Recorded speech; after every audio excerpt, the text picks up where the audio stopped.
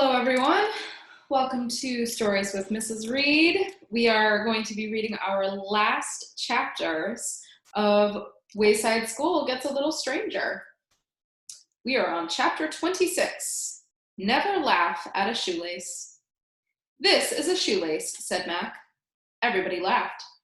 Mac was standing at the front of the room, holding his shoelace in his hand. He felt like a fool.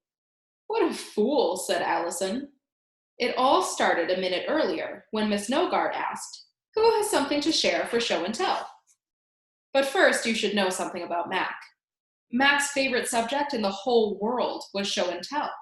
He loved it, especially when he was the one doing the showing and telling. He often looked through garbage cans on his way to school in search of stuff to show and tell about. Once he found a real gushy love letter. It was covered with something that looked like peach slime. But that wasn't what made it gushy. The gushy part was what was written in the letter. Mac read it to the class with lots of feeling. So when Miss Nogard said, "Who has something to share for show and tell?" Mac reacted without thinking. His arm shot up like a rocket as he almost jumped out of his seat. "Oh, he groaned. Then he remembered something. "I didn't bring anything for show and tell." Miss Nogard heard him. Before he could lower his hand, she called on him. And that was how he ended up with his shoelace dangling from his hand like a dead worm. "It came from my sneaker," he said. He took off his sneaker and held it up next to his shoelace. "See, you stick the laces through the little holes here. Then tie it in a bow. That keeps it from falling off your foot." "Duh," said Dana. "We know what a shoelace is," said Paul. "I've been tying my shoes since I was 2 years old," said Joe. Calvin and Beebe booed. "Sit down," said Jason. "You're boring." The kids in Mrs. Jewell's class never used to be so mean, but they'd been getting grumpier and grumpier ever since Miss Nogard took over. "Put your shoe back on," said Marisha. "Your foot stinks." Mac felt terrible. Miss Nogard smiled. "Go on, Mac," she said. "We're all very interested to hear what you have to say." He tried to think of some way to make a shoelace interesting. Shoelaces are real important," he said. "There was once this guy. He was a real fast runner. His name was Howard Speed. He was the fastest runner in the world. But this was back before shoelaces were invented. And so every time Howard raced, he ran right out of his shoes."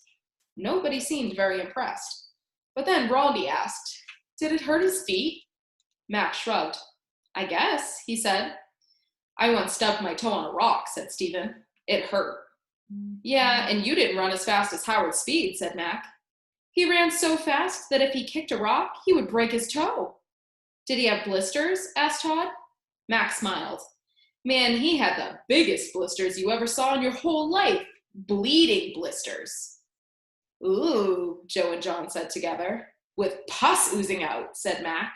"Ugh, gross," said Dana, wide-eyed. Everyone was paying close attention to Mac now. Wherever Howard went, he left a trail of bloody footprints. "Cool," said Terrence. "And so they had to invent something to keep Howard's sneakers on his feet," said Mac. "First, they just tried nailing his shoes to his feet." "Yowza," Beebe exclaimed. "Why didn't he just use Velcro?" asked Jason. "Howard lived in Africa," explained Mac. "Velcro trees only grow in Australia. So then they tried gluing his shoes to his feet. And that seemed to work. But then whenever he took off his shoes, like to take a bath or something, he'd peel off a layer of skin." "Yuck-ola," shrieked Allison. But finally, Thomas Edison invented the shoelace, and Howard never ran out of his shoes again. "Did he win all his races after that?" asked John. "Well," said Mac, "the next race was for the championship of the whole world. Howard got off to a real fast start. It looked like he would win for sure. But shoelaces were still a new invention, and Howard wasn't quite used to them yet. Right before he reached the finish line, his shoelace came untied. He tripped over it and fell flat on his face. He broke his nose, lost all his teeth, and had 2 black eyes. "Wow," said all 3 Erics together. "So remember," said Mac as he held his shoelace high in the air, "never laugh at a shoelace." Everyone applauded. Chapter 27. Way High Up Ball. Eric Fry, Eric Bacon, and Eric Ovens were playing Way High Up Ball. They had made the game up themselves. All you needed were two things: a pink rubber ball, about the size of a tennis ball, and a real tall school. Eric Ovens threw the ball way high up. It bounced off the school, just above the third-story window. "Three-pointer," called Eric Bacon. They shoved and elbowed each other out of the way as they waited for it to come down. At the last second, Eric Fry jumped and caught it. He got 3 points. Eric Ovens also got 3 points since he was the thrower. Eric Fry threw the ball way high up. It bounced off a window on the 5th floor. "Five-pointer," called Eric Ovens. All three Erics jumped for it. It bounced off their fingertips and hit the ground. The teacher on the 5th story stuck her head out the window. "Hey, what's going on down there?" she shouted. The three Erics looked away and whistled. "There's one more thing about way high up ball I haven't told you. You're not allowed to play it." The Erics had already broken one window. Eric Bacon looked up, surprised. "Are you talking to us?" he asked. "Something just banged against my window," said the teacher. "Was it a bird?" asked Eric Ovens. The teacher stared at the children a moment longer. Then she pulled her head inside. Eric Fry threw the ball way high up. It was a 6-pointer. All three fought for position as they waited for it to come down. But at the last second, a hairy arm reached above them and caught it. The arm belonged to Lewis, the yard teacher. "Can I play?" asked Lewis. His mustache had grown back completely. "Sure," said all three Erics together. "What do I have to do?" asked Lewis. "Just see how high up against the school you can throw it," said Eric Fry. Lewis gripped the ball tightly in his hand. He reached way back, then let it fly. "Wow!" the three Erics said together as they watched the ball soar up in the air. It hit up above the 8th-story window. Then Lewis caught his own rebound. 16 points, said Eric Bacon. "Throw it again, Lewis," said Eric Ovens. Now that Lewis was playing, lots of kids from all over the playground came to play too. Lewis threw the ball way high up. It hit above the 11th story, then bounced back over everyone's head. There was a mad scramble for the ball. BB finally came up with it. "Give it to Lewis," said Eric Ovens. "No, let BB throw it," said Lewis, who always tried to be fair. BB threw a 2-pointer. Jason caught the rebound. "You want to throw it, Lewis?" he asked. "No, you go ahead," said Lewis. Jason threw a glopper. A glopper is when the ball goes straight up in the air and comes down without touching the building. Eric Bacon caught it. "Here, Lewis," he said. "No, you throw it," said Lewis. "But you can throw it so much higher," said Eric B. "We want to see how high you can throw it, Lewis," said Leslie. "Come on, Lewis," everyone urged. Lewis shook his head. "The game is for you kids, not me." "Miss Nogard is watching," said BB slyly. Lewis glanced at Miss Nogard, who was standing just outside the front door. "Give me the ball," he said. The kids cheered. Lewis reached way down, almost to the ground, then hurled it up with all his might. The ball reached the 15th floor, halfway up the school. "Wow," said everyone together. "I got it," called Terrence as he circled under the ball, waiting for it to come down. His knees wobbled. The ball bounced off his face. "Cool," he said, as blood flowed out of his nose. "That was a world record, Lewis," exclaimed Eric Ovens. Lewis smiled proudly. He turned to look at Miss Nogard, but she had already gone inside. "You like Miss Nogard, don't you?" asked BB. "She seems like a nice person," said Lewis. "She's pretty, too," said Eric Bacon as he nudged Lewis in the side. "Well, she is kind of cute," Lewis admitted. "Ooh," said Joy. "But do you love her?" asked Jenny. Everyone giggled. Lewis's red face got even redder. "You should ask her out on a date," said Eric Fry. "No, I don't think that's a very good idea," said Lewis. "Why not?" asked Eric Ovens. "I think you two would make a real cute couple." "Bring her flowers," said Dana. "Buy her candy," said Marisha. "Tell her she's got eyes like the moon," said BB. "Eyes like the moon?" asked Lewis. "Girls love it when you tell them that," said BB. "Forget that gushy stuff," said Eric Bacon. "Just walk right up to her and say, 'Hey, baby, how about a date?'" "Just like that?" asked Lewis. "This is what you do," said Terrence. "You take her to a real scary movie, and then at the scary part, you put your arm around her." "Ooh," said Dana and Jenny. "No, take her dancing," said Myron, "and hold her real close." "Ooh," said the three Erics. Lewis laughed. "You kids are crazy," he said. You're scared of her, aren't you? Asked Eric Bacon. You shouldn't be scared, said Eric Ovens. You're bigger and stronger and faster than anyone on the playground. And you've got the best mustache, too, said Eric Fry. I'm not afraid of her, Lewis tried to explain. It's just... He looked up at the very tall school. Miss Snowguard is way high up there, and I'm way down low here. You'll understand someday when you're older. He picked up the ball and threw it way high up. It hit somewhere between the 18th and 20th story, and never came down. There was no 19th story. Chapter 28, Flowers for a Very Special Person. Of course, Miss Snowguard knew all about Lewis. The children's brains were buzzing about him. Lewis likes Miss Snowguard, thought Stephen. Lewis is in love with Miss Snowguard, thought Todd. Lewis wants to marry Miss Snowguard, thought Sherry. But even... God bless me. But even if she couldn't listen to their brains, she would have found out anyway. Lewis, the yard teacher, is madly in love with you, said Jenny. Oh, really, said Miss Snowguard. He dreams about you every night, said Calvin. He thinks your eyes are like the moon, said Bebe. Miss Snowguard smiled. Do you like him? Asked Jenny. He's kind of cute, said Miss Snowguard. Ooh, Bebe and Calvin said together. What about his mustache? Asked Jenny. Do you like his mustache? Miss Snowguard thought a moment. It would probably tickle if he kissed me. The children gasped as their mouths fell open. They returned to their desks and told everyone around them what Miss Snowguard had said. Miss Snowguard smiled. She wondered just how she'd break Lewis's heart. Ever since Xavier broke her heart, she'd become an expert at breaking other people's hearts. She listened to men's brains and knew just what to say to make them fall in love with her. And then she knew just the right thing to say, at just the right moment, to shatter their hearts into a million pieces. Even the biggest and strongest man would cry like a baby. She was incapable of love. Her heart was clogged with bitterness and hate. And besides, she knew no one would ever love someone with 3 ears. For just a second, she felt a pang of sadness, because she really did think Lewis was kind of cute, like a puppy dog. She could almost feel the tickle of his mustache.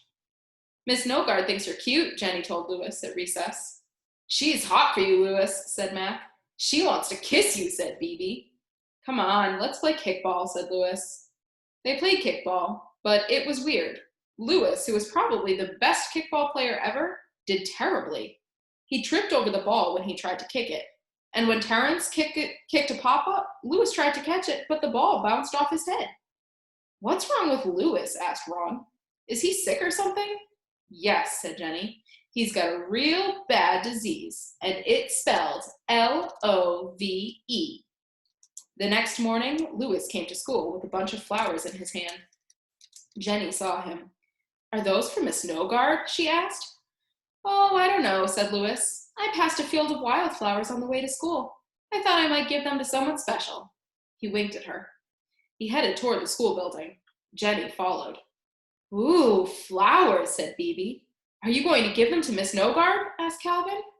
Oh, I don't know, said Lewis. I think she might have a pretty vase. Calvin and Bebe followed along with Jenny. Lewis entered the building. Miss Snowguard was in the office. She was getting her mail from her box. Her back was to him. Lewis froze. Go on, Lewis, urged Jenny. But Lewis just stood there. The flowers rattled in his shaky hand, and several petals fell to the floor. Mr. Kidswater came out of his office. Good morning, Lewis, he said. What have you got there? These are for you, said Lewis. He thrust the flowers into Mr. Kidswater's hand. They're lovely, said Mr. Kidswater. Miss Snowguard turned around. Those are very pretty, Mr. Kidswater, she said, then headed up the stairs. Lewis watched her go. No one's ever brought me flowers before, said Mr. Kidswater. You may not believe this, Lewis, but I don't have many friends. He put his hand on Lewis's shoulder. You're like a son to me, he said. And you're a maggot-infested string bean, muttered Lewis. What? Asked Mr. K. I said, you're a magnificent human being. Chapter 29, Stupid. Did anyone have any trouble with the homework? Asked Miss Snowguard. They all shook their heads. Ron shook his head too. Homework? He thought. What homework? Good, said Miss Nogard. Well, in that case, there won't be any homework tonight. Everyone cheered. Let's just quickly go over the answers, she said. Ron, what was your answer to question 1? Ron's stomach flipped over. He fumbled with his notebook. Just a second, he said. That's okay, we'll wait, said Miss Nogard. Ron flipped through the pages. What question are we on? He asked. Question 1, said Miss Nogard. I couldn't get that one, said Ron. Oh, said Miss Nogard. Well, that's okay, Ron, as long as you tried. Who knows the answer to question 1? A handful of hands went up into the air. 7 lima beans, thought Jason. 7 lima beans, thought Rondi. 6 cucumbers, thought Dee Dee. 7 lima beans, thought Stephen. Miss Nogard called on Dee Dee. 6 cucumbers, Dee Dee said proudly. No, I'm sorry, said Miss Nogard. The answer was 7 lima beans. Oh, I had that, thought Jason. She should have called on me, thought Rondi. Dee Dee is stupid, thought Stephen. Oh, okay, question 2, said Miss Nogard. Ron, did you get that one? Ron squirmed in his seat. He flipped through his papers. What question are we on? He asked. Question 2, said Miss Nogard. I couldn't get that one either, said Ron. Miss Nogard looked at him a moment. Okay, who knows the answer to question 2? Abraham Lincoln's hat, thought Todd. Abraham Lincoln's hat, thought Joy. Abraham Lincoln's hat, thought Bebe. George Washington's left shoe, thought Calvin. Yes, Calvin, said Miss Nogard. George Washington's left shoe, said Calvin. No, I'm sorry, said Miss Nogard. The answer was Abraham Lincoln's hat. I knew it, thought Todd. Calvin's stupid, thought Joy. Ron, did you get the answer to number 3? Ron shook his sorry little head. He wished he had just told her the truth, but now it was too late. Anyone? Asked Miss Nogard. Chairs and bears, thought Benjamin. Coats and goats, thought DJ. Chairs and bears, thought Mac. Chairs and bears, thought Dee Dee. Miss Nogard called on DJ. Coats and goats? He said hopefully. No, chairs and bears, said Miss Nogard. What an idiot, thought Benjamin. Question 4, said Miss Nogard. Ron? And so it went. Miss Nogard went through the entire homework assignment, and nobody gave a correct answer. I'm very disappointed, she said when they were finished. You obviously didn't understand it, so I'm afraid I'm going to have to assign homework tonight after all. Everyone groaned. I don't like it any better than you do, said Miss Nogard, but it's for your own good. She assigned 3 pages of homework. Plus, they had to do yesterday's homework over again as well. But nobody blamed Miss Nogard. They liked her. They didn't even want to give homework. She didn't even want to give homework. They blamed each other. It's not fair, thought Benjamin. I only missed 1 problem, but I have to do extra homework because everyone else is so stupid. It was the same all around the room. Nobody missed more than 2 problems. Everyone thought everyone else was stupid. Miss Nogard smiled as she listened to their thoughts. I hate Joe, thought John. I hate Calvin, thought Baby. I hate Joy, thought Mauricia. I hate Allison, thought Rondi. And everyone hated Ron. Chapter 30, The Little Stranger. Wayside School was no fun anymore. Hey, out of my way, Buster, said Dee Dee as she pushed past Ron on her way to her seat. Hey, keep your hairy paws to yourself, said Ron. Nobody had any friends.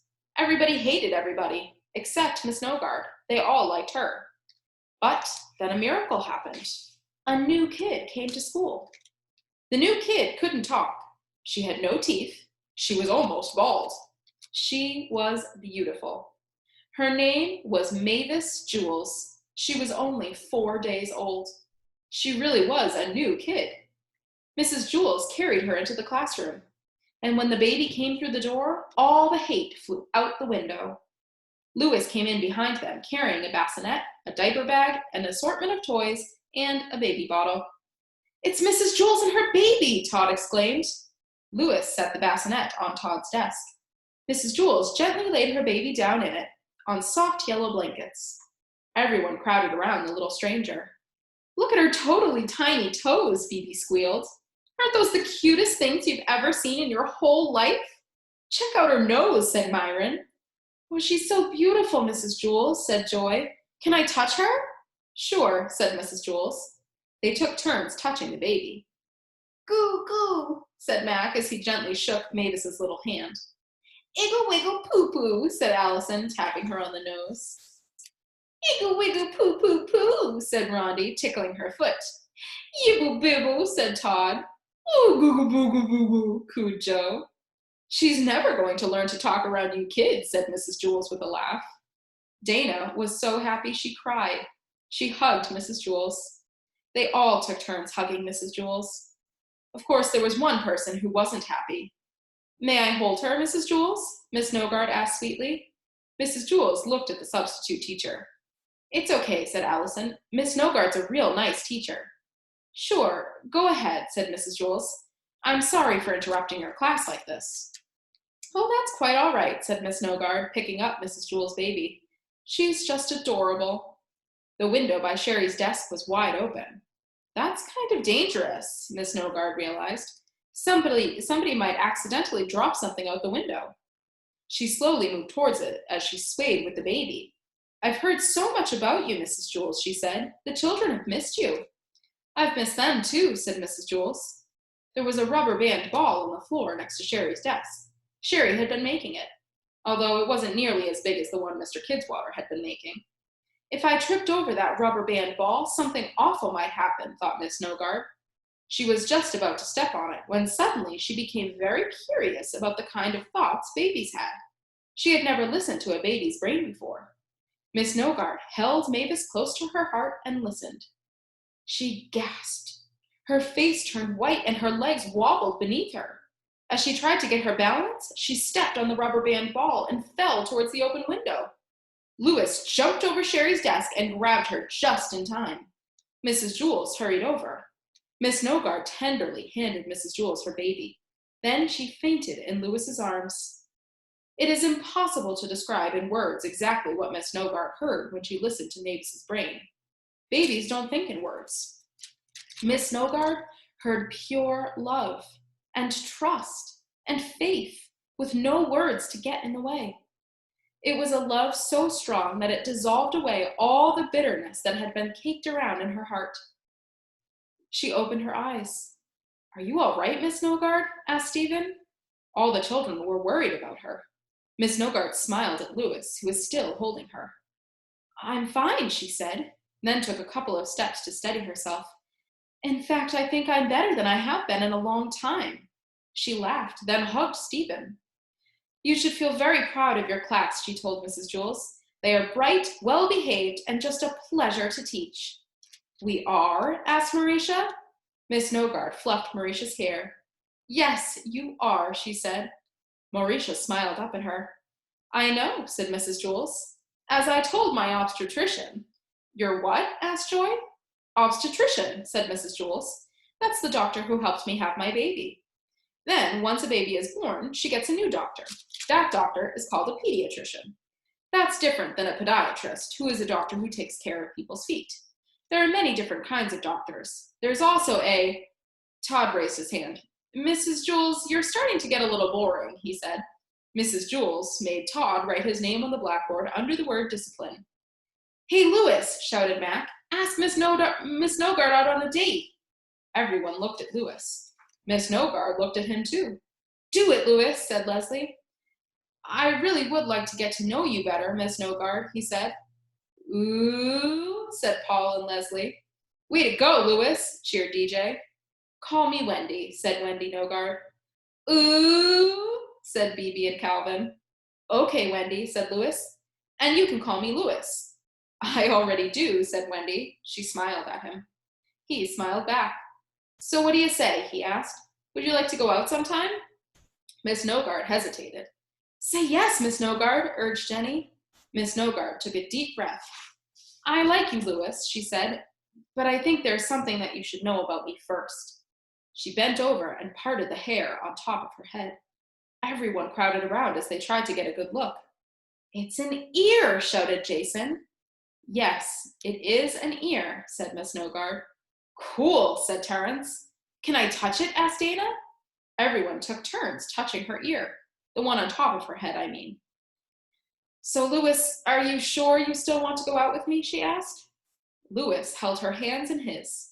I like you a lot, he said. It doesn't matter how many ears you have. He paused for a second. How many ears do you have? Just 3, she assured him. I think your ears are beautiful, said Louis. I think your nose and eyebrows are beautiful. Miss Nogart didn't have to read Louis's mind to know he was telling the truth. She could see it in his eyes. His eyes were like the moon. She kissed him. His mustache tickled. Everybody oohed. The end. So that brings us to the end of Wayside School Gets a Little Stranger. Thanks for reading with me today. I hope you have a great weekend. And I'll be back next week and we will start reading Alice in Wonderland. See you later.